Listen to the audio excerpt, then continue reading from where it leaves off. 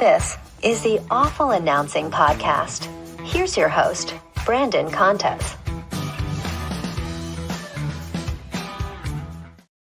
Alrighty, welcome to episode 81 of the Awful Announcing Podcast. I'm your host, Brandon Contes, and this week we are joined by somebody who is a two-time Super Bowl champion, and now he's a football analyst. He is Logan Ryan. Logan, thanks so much for coming on the podcast today.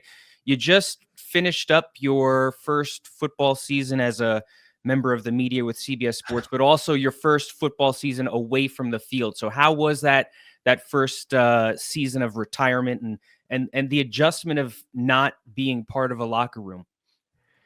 You know what, man, it's been awesome. It's been amazing. I got to spend more time, the most time in my life with my kids recently, obviously. Got to be home for Christmas, which I haven't been home on Christmas in some years, playing the last couple of years, coincidentally on Christmas Day. So my daughter made sure to let me know that she was happy I was finally home to see some gifts under the tree from Santa. So it's been cool. It's been really good with that. The Bucs had a ton of injuries at safety. I wasn't looking for my phone to get a call or a text or anything like that. So I felt like it was the right time. I feel good. I feel great.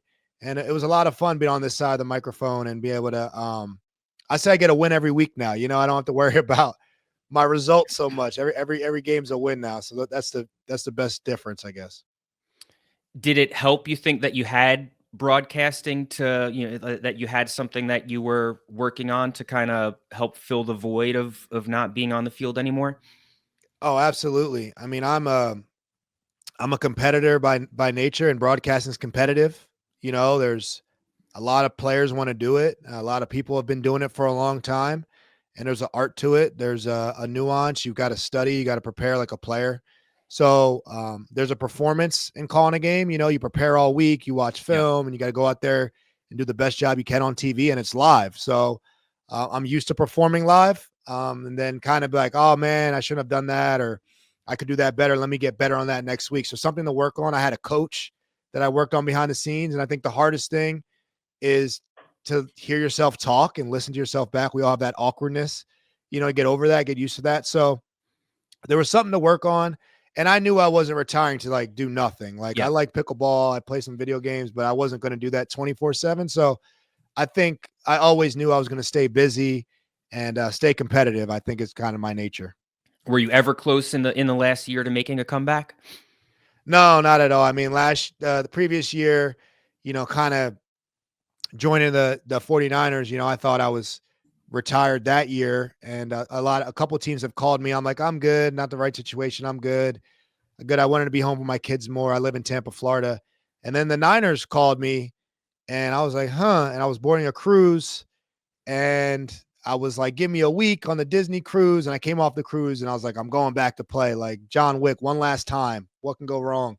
And went to the Super Bowl, lost that in the last play. I was like, yeah, I'm done. 2 Super Bowls, three Super Bowl appearances, a lot of playoff games. I wasn't there just to ring chase or anything. I was like, you know what? I got to bring my kids to that Super Bowl. They got to experience it. My daughter behind me, that's her. My son didn't get to go to one. So I got him a chance to go to one. And I was like, yeah, I did everything I needed to do here. Time to figure out the next challenge. When did you know that you wanted to get into the media? Is this something that you had been kind of plotting for years? I think I've been preparing for it my whole career. I always was like a vocal leader on the field. If you ever heard my mic ups, I was very vocal, big trash talker, but also I watched a lot of tape, and I would always tell my teammates the plays or predict the plays, or always just be really loud. And then, when I left New England, I really learned how to follow Tom Brady and Devin McCourty and Will Forks and Mayo and great players. And then when I got to Tennessee, I really got my voice. I came in there as a leader.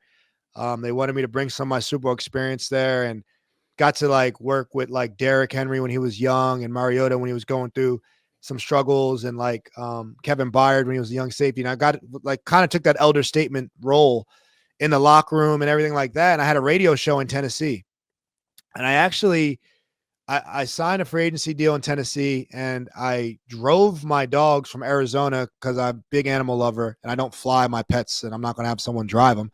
So I drove from Arizona to Tennessee, 24 hours straight, 24-hour drive. I was supposed to stop in Oklahoma City and with my dad. I said, no, we're just going to go the full thing. So we drove 24 hours straight, and I had to go do an appearance in a stadium for the fans, and I literally had zero sleep. And they were like, I brought some good stories and good energy, and they're like, man, like, how's it feel? I'm like, I literally haven't slept in a minute in the last day, so I feel terrible, but I'm happy to be a Titan. And they thought it was funny, and they thought I did a good job. So like, hey, we have this radio show. Delaney Walker was leaving his radio show. You want Delaney Walker's radio show. So I hosted this radio show in Tennessee that only Tennessee fans listen to. And I did that for like 2-3 years, and I enjoyed it. And then I signed the New York Giants and had a radio show in New York. And if you could do a radio show in New York with those fans, you can do it anywhere. And so I always had radio shows, and I was like, man, I got a knack for this. And when I'm done playing, I'll just keep on talking.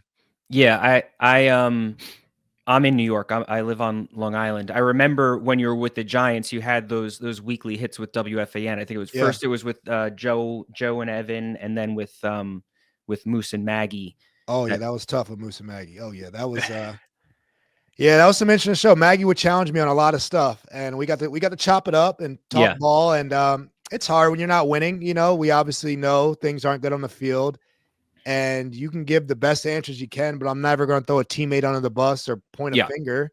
So, you're like, we got to get better. And they're like, well, you're not good enough. And I'm like, I know, like, what do you want me to say? So it's kind of that every week there. And, so is it almost like easier now that you're not playing, that you can just be honest and you don't have to be worried as much about like protecting yourself and your team?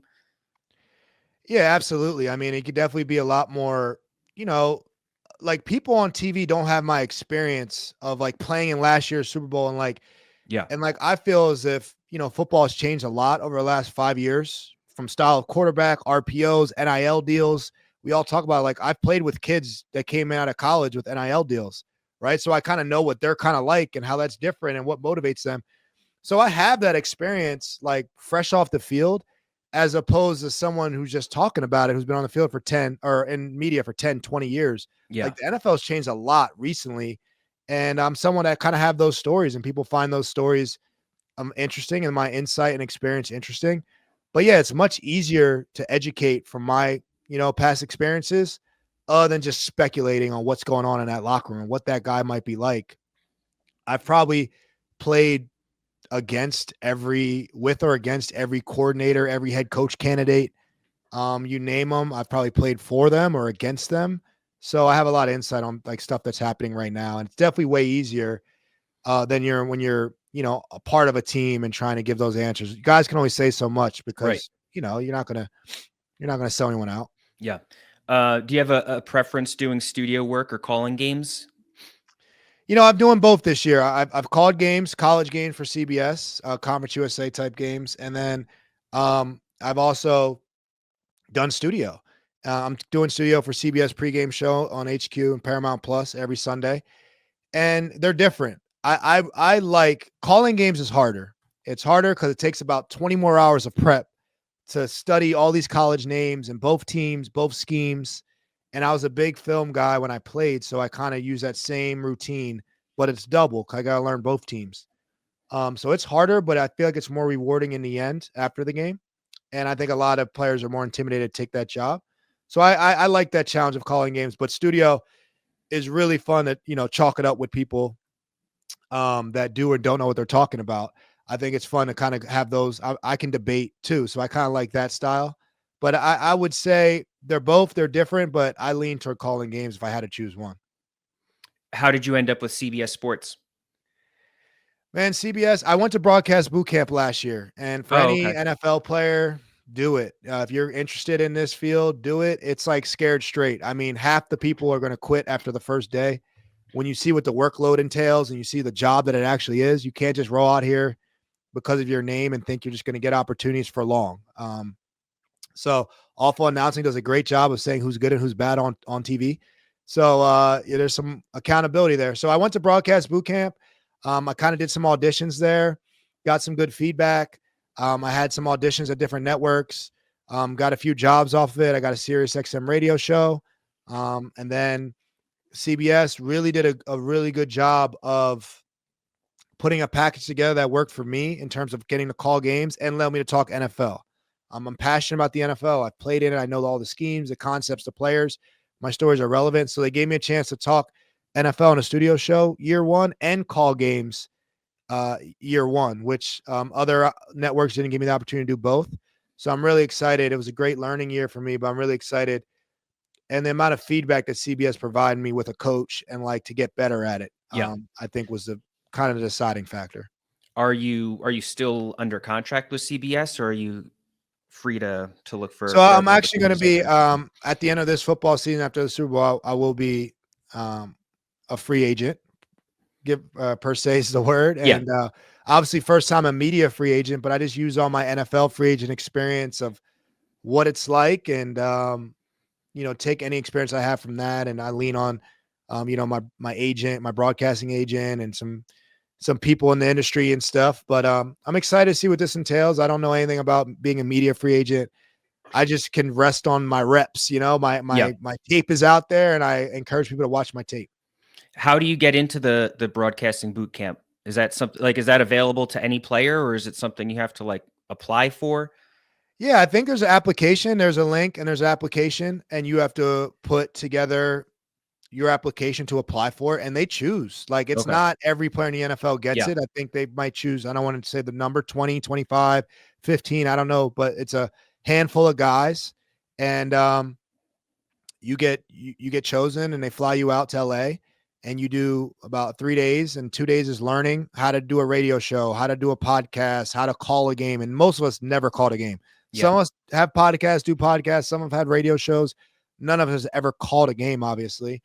And what that is, and they bring in some guys on TV now to teach you and some studio executives. You take 2 days of classes and a third day you put a suit and tie on, you go audition all of them. And it's competitive, right? And Jason Kelsey went in there and left with some jobs a year later. The McCourty twins went in there. Devin hopped right on NBC Sunday Night Football. Jason got Good Morning Football job out of that, and now he's calling games as well. So it is a competitive field, but it's such a learning experience. I feel like it accelerated my process. That when a network did call for an audition, I did a game before. I wasn't like, oh, I've never done this. I was like, okay, I remember from broadcast boot camp, I caught a game. They gave me some feedback on it, and I'm just going to work on that. And I really think it helped me land the jobs I landed this year. How do you think that you've improved at calling games? Like what have you gotten better at in this first season?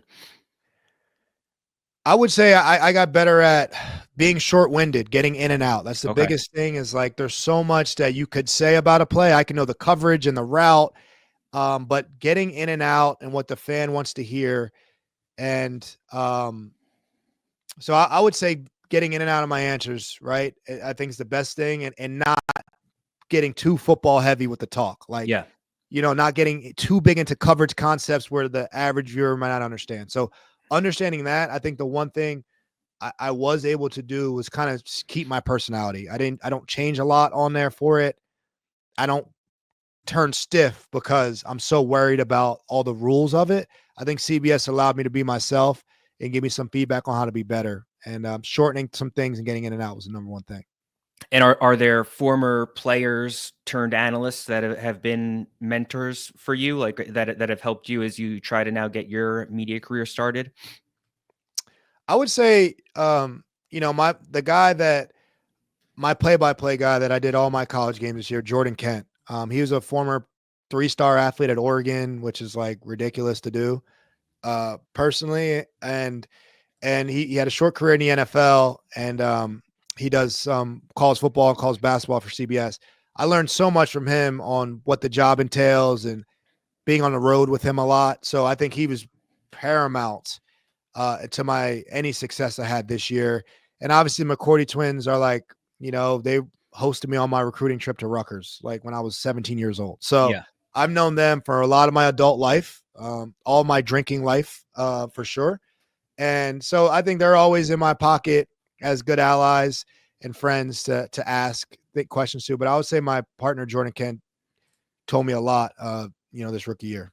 Is there a broadcaster or an analyst that you kind of aspire to be or like model yourself after? I mean, I hope to be myself. Honestly, I truly do. I know as a player, if I Darrelle Revis and Aqib Talib I played with my first and second years, and they're probably the two best of that decade, and Sherman.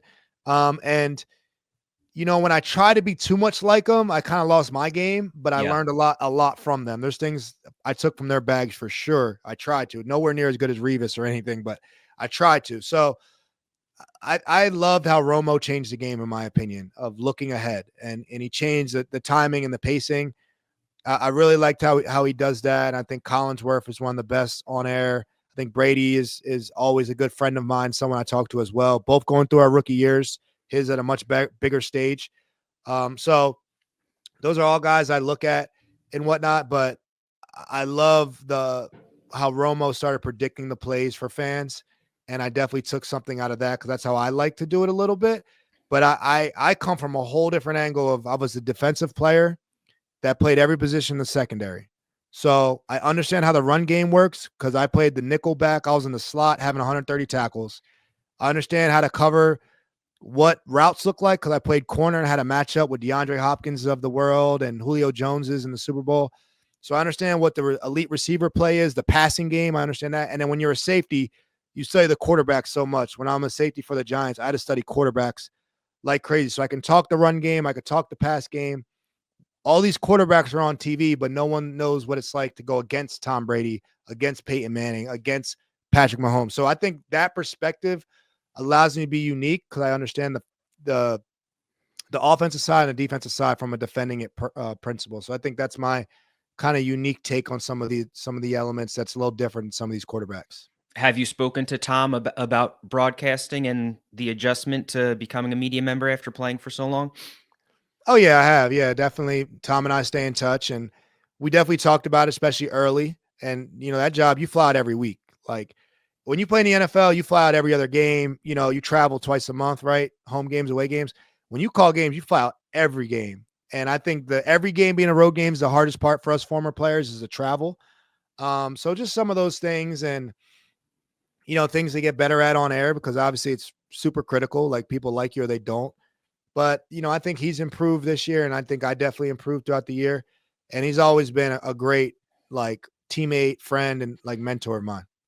I saw a few days ago, it was the 5-year anniversary of Tom's final game as a Patriot, it's crazy to think that it's already been 5 years. But that also means it's the 5-year anniversary of you catching Tom's last pass as a Patriot, which, like, that's probably not a stat that you ever could have imagined owning.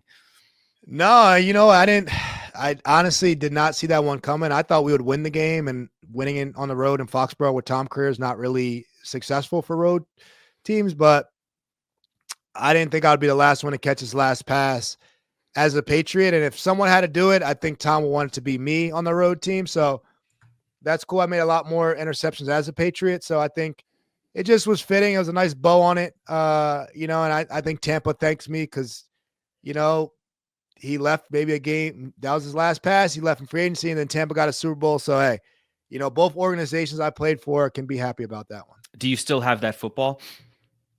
Do I have that football? Yeah, that football is in safekeeping for sure. That's one that's going to be cherished for a long, long time. How was Tom as a teammate? Bro, Tom is, it honestly sounds cliche. I don't think you ever find a teammate say a bad thing. He was unhuman, unreal of a friendly person as a teammate. Like, just great guy. I know Gronk told the story the other day. I get drafted to the Patriots and, in 2013. So Tom's in year 13 of his career, and I'm a rookie. And I see him in the hallway. And I'm like, oh, shoot. Like, what am I about to say to this guy? Kind of like the first time I got, like, nervous to, like, talk to somebody type thing. And, as I'm trying to prepare my words and kind of walk to this awkward past him in the hallway after they drafted me, he was like, hey, like, I'm Tom. I know you're Logan from Rutgers. We got you in the 3rd round. Like, we're going to need you this year. Like, I watch your tape. Like, you're a great player. If you need anything, I'm here early. And I kind of was like, how early? He was like, early. But he took all the awkwardness out of the conversation because he introduced himself. He knew who I was. He made me feel like I was a valuable member of the team. And, like, that's how he was with all his teammates, man. He was a great dude. And now those first 4 years, I learned he won MVPs. We won Super Bowls. I learned so much from him as a leader of the team that when I then played against him for years, right, in Tennessee, and I was a leader of my own team, so I competed against him, and then I was teammates with him in his last year in Tampa there. So I got to be, and we both had kids. We're both elder statesmen on the team. So I kind of was like a young teammate to him, then a big like competitor against him, right? Yep. On those Titans Patriot games, and then like an actual older, like elder statesman, like different level of like both being fathers, both being this. And I felt like I saw different phases of Tom. So I'm grateful for seeing him in the beginning and the end. And I learned so much in each step from him. So he would mingle with the defense. It's not like is that normal for starting quarterbacks? I mean, Tom's the biggest one I've played with in terms of fame. But yeah, I mean, he was so competitive, man. He would talk so much trash in practice. There was times, I'm covering Edelman. He said, he's running an out route. Like, you still can't stop it. Right. And we were really competitive in practice. We would do one-on-one drills every day. The Patriots, most teams do that once a week, maybe during the season. We would compete every day for push-ups, for laps, for anything. He's so competitive. And he would tell me the route, and it was cheating because his out route, it would be an out route, but like he could throw that at a 22-yard corner route or a 6-yard outward breaking hook route. So they're completely different routes, both out breaking, and him and Edelman can read me and do whatever. And, but yeah, he would tell you the route before he did it and talk so much trash. So yeah, us, the DBs, the receivers, Tom, we would joke, we would go at it every single day. That absolutely everyone loved him, and he would chop it up. I'm probably the most competitive teammate I've ever had, though. Super Bowl 49. Where were you during the Malcolm Butler interception? Like, were you able to see the play as it unfolded? Yeah, I think I was one of the corners they subbed out to put Malcolm in, honestly. I was right there because based on, we had a lot of corners on that team, from Revis, Browner, myself, Malcolm, Colin. Malcolm was like our fifth corner, maybe. So he got hot and they kept him in. And so I was right there on the sideline, getting ready to be subbed in the next play probably. And we had a unique personnel where Malcolm was in, and he made that play. And I mean, I was in utter shock. I couldn't even believe. And then I just remember, like, he came off on the sideline. I'm like, bro, why are you crying? Like, I guess we just won, but like the tears came instantly out of him. And I remember and that's how we were. Like, I was going to make fun of him immediately. And like, dude, why are you crying though? And they're like, we just won. And it was just like chaos. So Malcolm changed all our lives. That was the first Super Bowl in like 10 years in New England. Yeah. We had those bad, those David Tyree catches and whatnot. So it felt like it was a little bit of a curse going on, and Malcolm broke that curse. And I think a lot of that emotion came out with Tom jumping up and down with his knees and Malcolm crying instantly. So Malcolm definitely opened up the door for a lot more championships coming to New England the next few years. What are you thinking before that play? Like, are you thinking it's over? Are you thinking that Seattle's going to run the ball with Marshawn and score, or do you still at that point have faith in the team and defense? I will say, man, I've been in so many New England games where we never lost that I had so much unwavering faith. Like, I just lost Super Bowl last year. It feels unreal. Like, I didn't think we would lose last year, and we lost. Like, I just believed to the last second for real. Like, I didn't think we'll get an interception, but I was like, what people got to understand is, like, we tackled Marshawn the play before. Hightower tackled him on 1 yard line, saved a touchdown. So they're in 11 personnel, which I told you as a podcast, as an analyst, I can't get this too football-y, but for a podcast, why not? So they're in 3 receiver set in a shotgun on the 1 yard line. We are in a goal line defense, goal line 3 corners. We took out all the safeties, right? All we have is defensive linemen, 2 linebackers, and 3 cornerbacks on the field. So long story short, if they run the ball, there should be no open gap. There should be nowhere for them to run it. So why are they in a shotgun on the 1 yard line? I have no idea. If they hand it to Marshawn, based on football numbers, he shouldn't score on that play. Now, will Marshawn Lynch score? We will never know. But I understand why Russ, from a football perspective, would check out of that play to throw the ball. Now, why you threw a pick and the receivers and why the ball was high and not low is a lot of things that Seattle needs to talk about. But from our perspective, we had a goal line defense out there, and he shouldn't be able to run a shotgun run play versus a goal line defense. So I felt like we would have stopped them if they ran it. Now, they had like another down after that too. And who knows? But I don't know why they didn't get in goal line personnel. That's a real question. You said you always kind of feel that you're going to win until the last second. What about then Super Bowl 51? Like, let's go to halftime, 21-3. What's the mood in the locker room at 21-3 at halftime? That was a true man, what the heck is happening? And like I remember, man, my whole family. It's like, let's just not get blown out. Like we played as bad as you can play. Nothing that we predicted happened. I know we prepared.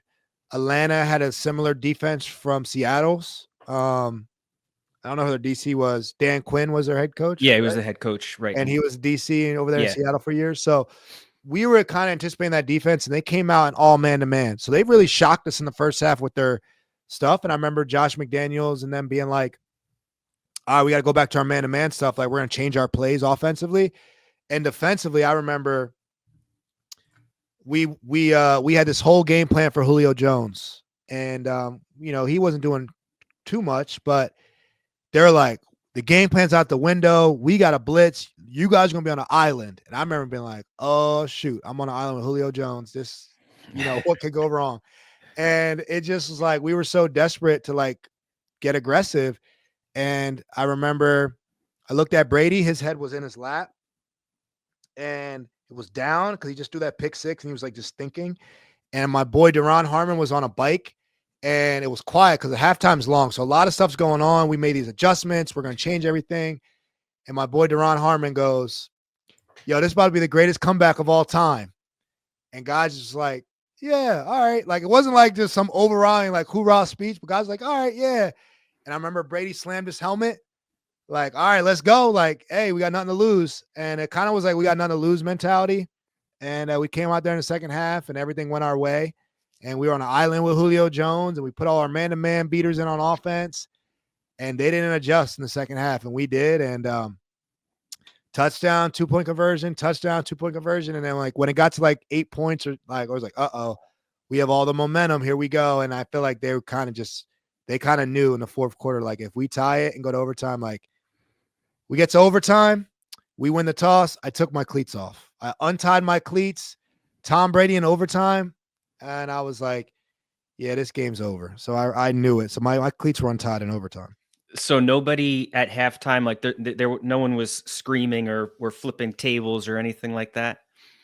Super quiet. Some adjustments came in.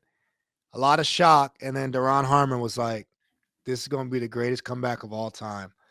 And we were like, okay. Yeah. And our team, like, it's when you're that good for that long, like you don't get too emotional. You don't overreact. You're like, all right, like we got to play better or we don't deserve to win, honestly. Yeah. So, but no table flipping, no mother effing. That was it.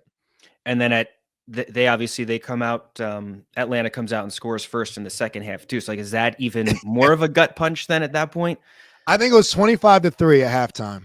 Right? 25. I thought it was 21-3 at halftime. It might have been 25. I thought it was 21-3. And we're like, all right, defense, you're going to go out there, get a stop, get the ball back to our offense. We got to we got to go. All right. And they get the ball, they move the ball, they kick a field goal. And I was like, all right, that's not what we thought, but it wasn't a touchdown. And then our offense scored. And then, we started going and Hightower got the strips. And so then it was like, yeah, so we came out and they still scored 3 points on us. Well, mind you, this is the number one offense in football. They had Julio Jones had a crazy NFC championship performance against the Packers. Like, it was the most dominant thing I've ever seen. So, I mean, we had a number one ranked defense, but they had like the best offense ever or something with Kyle Shanahan coordinating and Matt Ryan and Julio Jones and Matt Ryan won MVP that year. So they had a lot of stuff on offense. So we knew their offense was good. We just had to start executing better. And I think they started taking their foot off the gas because of time and score. And we did not. We got super aggressive, and that's all it kind of takes. And then one stop leads to some points. You get some momentum, and then there you go. How was playing for Belichick? Playing with Belichick, I say I got a master class in football. Like, I went to Harvard for football right away. I learned so much football, so much I could talk on TV now about it. But I learned a lot. I enjoyed that. I love football. I'm a football historian, so I like that. The work was never too much for me. Because I had to work for everything I came for in the league, so I wasn't used to getting things handed anyway. So I was cool about that.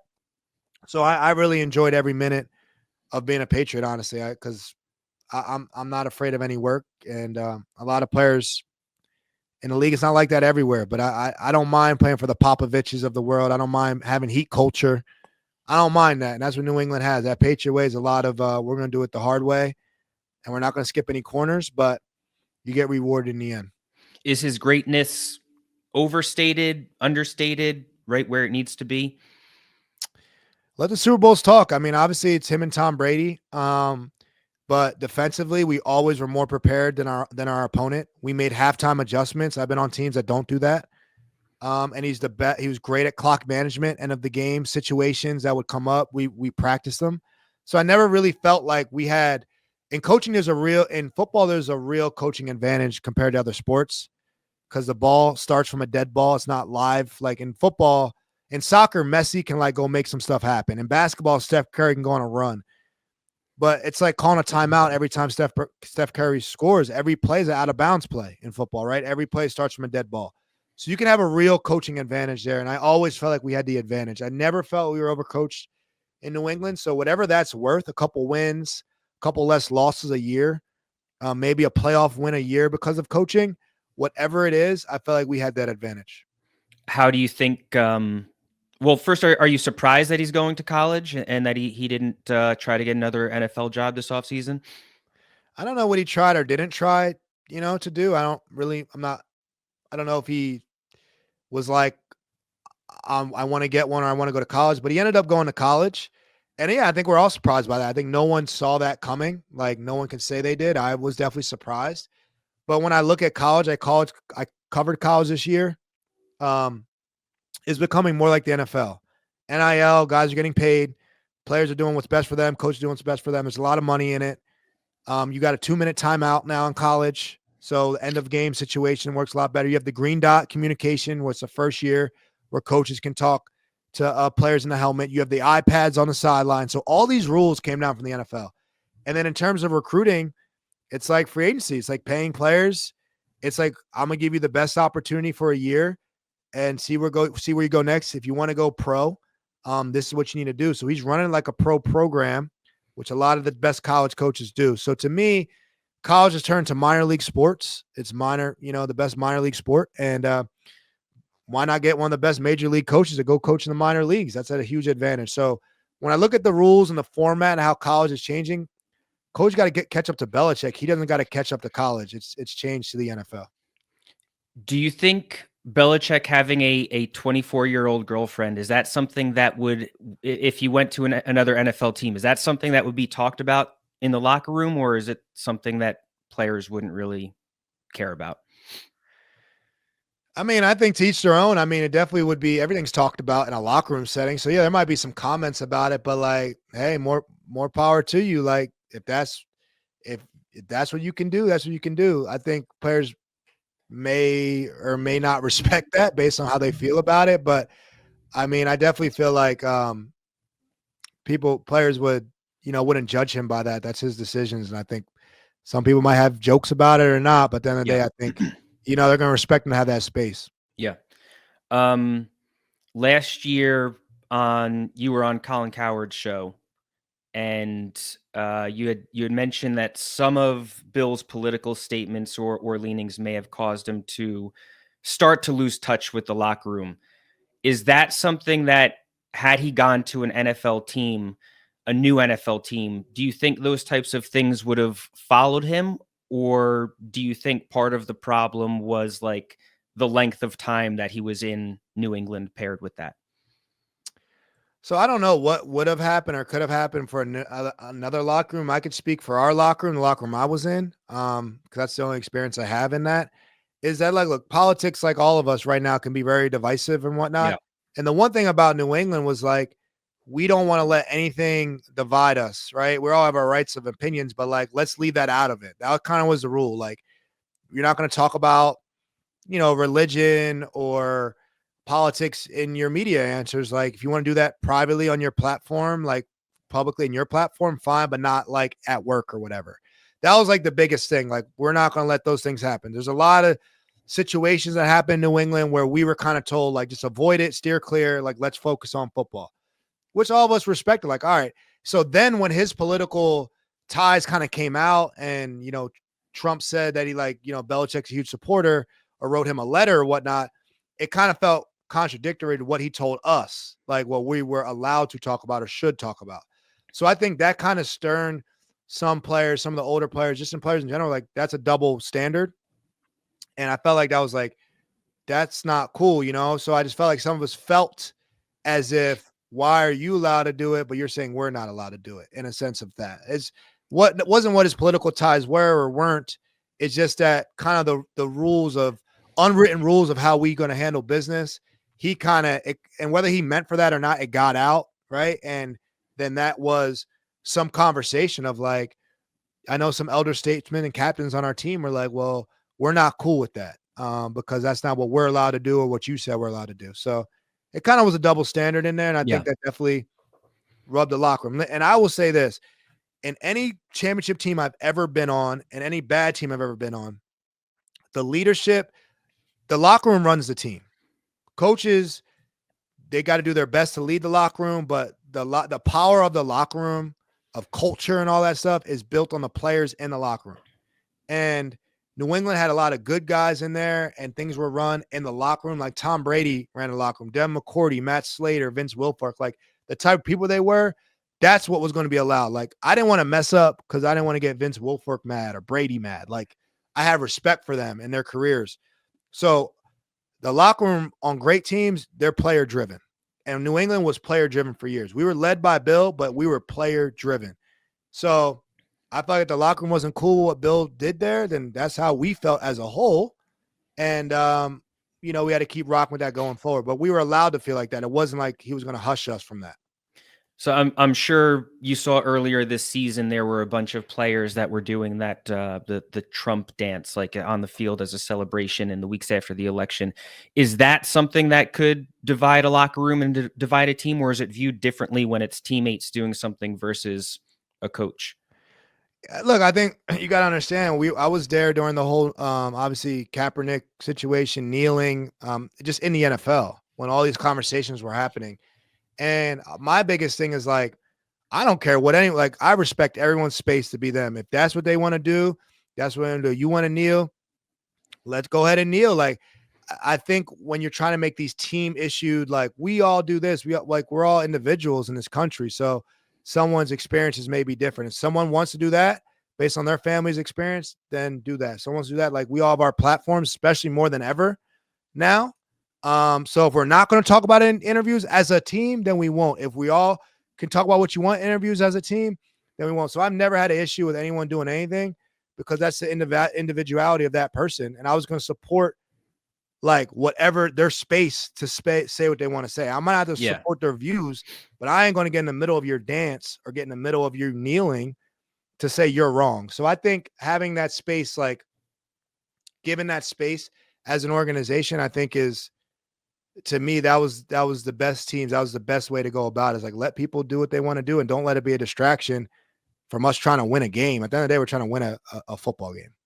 What did you think of Bill in the media this past season? Like is the Bill Belichick that we saw being interviewed by Pat McAfee and on the Manning cast this season, is that what Bill is like in the locker room, or is the Bill in the locker room more like the person that we saw in post-game press conferences? I mean, that's the Bill from day to day. Game day Bill might be a little more serious, but, like, to day to day, I mean, he cracked jokes. I mean, I tell this story. I've said it before. Like, we had a bunch of Rutgers guys on our team. Like, there's no coincidence. Like, a lot of us, he liked Rutgers players because Greg Schiano ran the program. So it seemed like he likes Alabama players. Like, in Rutgers, we might not have had the, like, championship teams, but we had players that can go play pro because we had a real similar schedule. We were coached hard and we were tough, smart, versatile players, yada, yada, yada. So it was me, Devin McCourty, Deron Harmon, Tim Wright. We had like 5-6 Rutgers players. So he just made a joke one day that, like, Rutgers players are soft as marshmallows. And I came to my locker and I had, like, a bin of, like, 50 pounds of marshmallows coming out my locker. I'm like, who did this? Right. And Bill was like, hey, do you like what I left you in your locker? And I'm like, the coach pranked me, put marshmallows in my locker. He said Rutgers players were soft as marshmallows. So I didn't even know. I didn't even really get it. I didn't think it was that funny. Bill thought it was hilarious, right? So like, who would have thought Bill Belichick would prank players and put stuff in their locker, right? So he has that side in him where he has his sense of humor, dry, but I think fans saw it this year and he showed them that. He never wanted to give anything away in interviews when he's coaching, but I think you saw that's his real personality. That's what he really is. Maybe be like that more in college. I think he was in his press conference at UNC, right? So I just think he kind of like took the guard down a little bit, but that's not new. That's who he really was the whole time. I know you were in Tennessee for Super Bowl 52, but did you ever talk to Malcolm Butler about why he was benched? You know, Malcolm's a really good friend of mine, and I never got to the bottom of that. I don't know, like, you ain't gonna get that answer from me. And I know all of New England's probably looking for it, but I wasn't privy there. I wasn't on the team. And Malcolm didn't speak much about it when he came to Tennessee. So I kind of let him have that space about it. But that's something you got to get from probably him or Bill. But I still don't know. I'm still asking those questions because I never got like a real answer about that. What'd you think about Jerod Mayo getting fired after 1 year? You played with him, right? Yeah, he was a teammate of mine. Hilarious, great, smartest, like one of the smartest players I've ever played with. Man, you're asking the heavy hitters, man. Check this out. You know, I'm not a fan of it at all. You look at a lot of coaches in their first year, his record wasn't good. A lot of them weren't good. And he wasn't given the opportunity to have a good year. Like it wasn't. The Patriots were not going to have a good year based on roster and they weren't spending a lot of money to save up money here. So I think Mr. Kraft, apologized to him, in the press conference after the firing, but I'm not a fan of it. I'm a fan of Jerod's. I thought he should have been given another year. Definitely a lot of us players. You saw Gronk was about to say a lot on Fox there. So I think a lot of us feel the same way. Like it kind of felt like why handpick him if that's the situation he got. Like he didn't get another year to kind of right that wrong there. So I don't know. Maybe they have something in their sleeve. I think Mr. Kraft's a smart person and might have a Vrabel in his sleeve. But still, for the fact of Jerod's case, no, I'm not a fan of that and definitely support Jerod. How was playing for Vrabel? Man, you talk about a good coach. Vrabel's a really good coach. End of game strategy, one of the best, really smart, and has that player personality in him where he's competitive. So, I mean, I thought him and Bill should have been hired head coaches like ASAP last year. So right where Vrabel's at on the list is like top head coach available. I definitely think that's right because he can coach. And I talk about the importance of having a good coach. It matters for wins and losses. And Vrabel's definitely one of the best available. How did Vrabel compare to Belichick? Because you went straight from Belichick to Vrabel in Tennessee. Well, I went to Malarkey for a year, and then okay, right. Very similar in a sense of how they ran ship, how they did things. But Vrabel came from it like being a player in the locker room. Yeah. Vrabel didn't say anything that he couldn't do. Like he was out there showing offensive linemen how to block and showing receivers how to catch and showing you his touchdown catches or showing a pass rush move and then showing you his sacks. Like he did it. And I think what happens with a lot of coaches is they're like, well, how is this guy different than Saban? How's he different than Bill? All these disciples, right? And you say, oh, they try to be too much like them. I think Vrabel was himself. And Vrabel is he was and is a very smart, tough player. And he coached really smart and tough. So I think there's a lot of similarities in how they ran things because that's how he knew it in New England. But that is also who Vrabel is. He's not trying to be Bill. He is being Mike Vrabel and being smart and tough and a leader of men. Like that's how he was as a human being, as a player, and as a coach. What about Kyle Shanahan playing for him? And also like just the difference of playing for an offensive head coach versus defensive. Yeah, a lot of my head coaches were, defensive, right? I just were the teams I played for and, defensive coaches want to go get a good defender in there, right? Or pay a good defender to come in there. I will say this about Kyle Shanahan. Like, I'll put my foot in my mouth if I'm wrong, but he ain't going nowhere. He is so essential in San Francisco. He is the real deal. When I heard Kyle Shanahan do a team meeting, I haven't heard nothing like that since Bill Belichick in terms of he broke down. They both believe in having smart, tough, versatile football players. And the 49ers have really smart, tough, versatile offensive players. Like Debo plays multiple positions. Kyle Juszczyk plays multiple positions. Like Purdy's really smart and really tough. Christian McCaffrey's a real versatile running back. Like all the receivers really block, and they care about blocking and tackling. And Bill does the same thing, like defensively. I mean, Edelman, even offensively, Edelman's a real versatile football player. Gronk, the way he catches it and blocks, was real versatile. All the defenders on the Patriots, Patrick Chung, super versatile players. So they kind of believe in the same philosophies, but I heard it from a different side of the ball. So I almost heard like the same level of genius broken down from different perspectives. And I was like, whoa, like, but he's younger than Bill was. And I feel like he could like relate to these players like a little bit better because of the age, but like the same level of genius. And I was like, wow, like these are both geniuses. And like they are so valuable to their organizations that I know Niners fans are probably frustrated after the year of injuries and whatnot, but like Kyle Shanahan ain't the problem. Like he's like an Andy Reid. Like you go ahead and kick him to the curb, he'll go somewhere else and be just fine. Like, so I was blown away in my short time of Kyle Shanahan, like of that guy's knowledge of football. It is up there with the Bill Belichick's of the world. And that is the top 1%. And I think that's interesting to hear from your perspective as a defensive player too, because there's from afar, at least, there's always this thought, like when an offensive coordinator becomes a head coach, that they're just, the offensive coordinator with the head coach title, as opposed to actually being a head coach. Yeah, look, you gotta so it's kind of how I feel about announcing. So Kyle Shanahan, like he is really good as an offensive play caller, right? And like a system that he builds, right, with these offenses.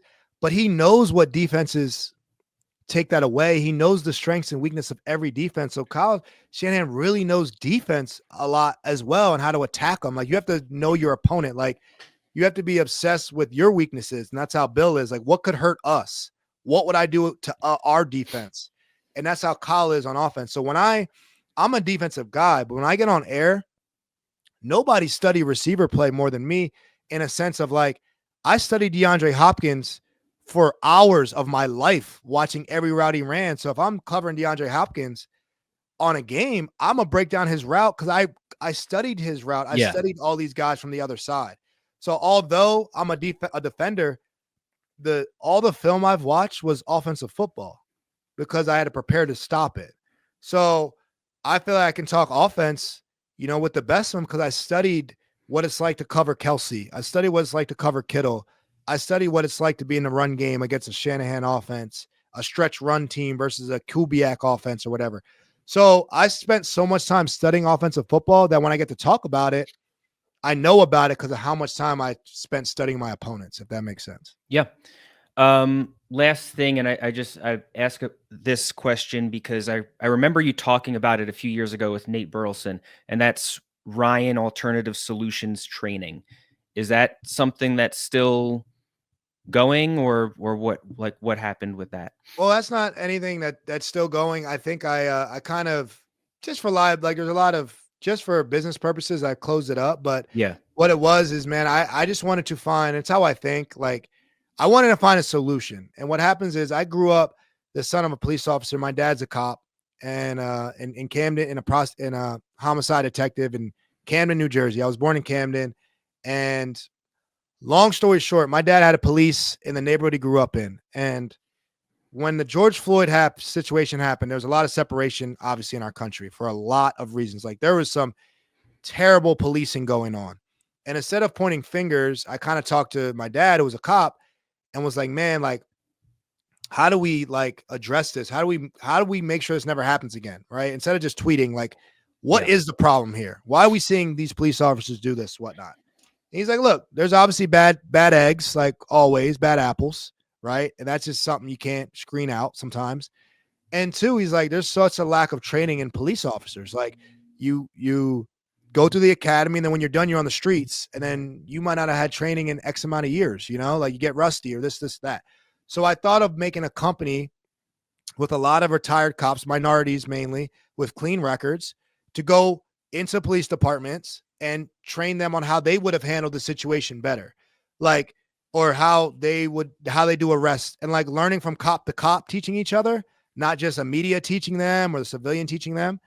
And that's what and kind of show like civilians and not all cops are bad. There are good cops, but also tell these cops like, hey, learn from these cops who've done it 20 years and had clean records. Like they want to go home to their families too. It's a dangerous job. So I just try to create a solution there. And we did. We worked with NYPD, trained the NYPD for years, had a ton of success doing it. And then my passions just went in different directions. But my whole thing was like, how do I find a solution to bring people together? And it comes to more training. Let me provide training for cops to learn from cops. Because as a player, I learned the most from the veteran players. I learned a lot from coaches, but when I'm playing with a Darrell Revis or a Aqib Talib, they're like, hey, I know coach is saying that, but hey, this is like training day. When you're on the field, I need you to really do this, right? Because that ain't going to work. That's just chalkboard talk. So I was like, oh, cops can probably learn like that. Like, hey, there's things you learn in school, but now we're on the street. Like, what do we really need to do here? So that was my goal, to try to create a positive out of a negative. Yeah. And it was super successful, and I had a lot of fun doing it, and I learned a lot. Cool. It was a cool thought, and definitely a great initiative. Logan, you were great. Thanks so much for coming on the podcast today. I really appreciate it. Appreciate it, man. Super prepared. I love, you hit me with everything. So hopefully I gave you some good answers there, and I appreciate the opportunity. Yeah, good stuff for sure. That is Logan Ryan. I'm Brandon Contes. This is the Awful Announcing Podcast. Please rate and subscribe to this podcast. Please also subscribe to Awful Announcing's YouTube page. But regardless of how you consume Awful Announcing and the Awful Announcing Podcast, thanks for listening and be good. Thanks for listening to the Awful Announcing Podcast. For the latest news spanning the sports media landscape and more, check out awfulannouncing.com and follow us at Awful Announcing.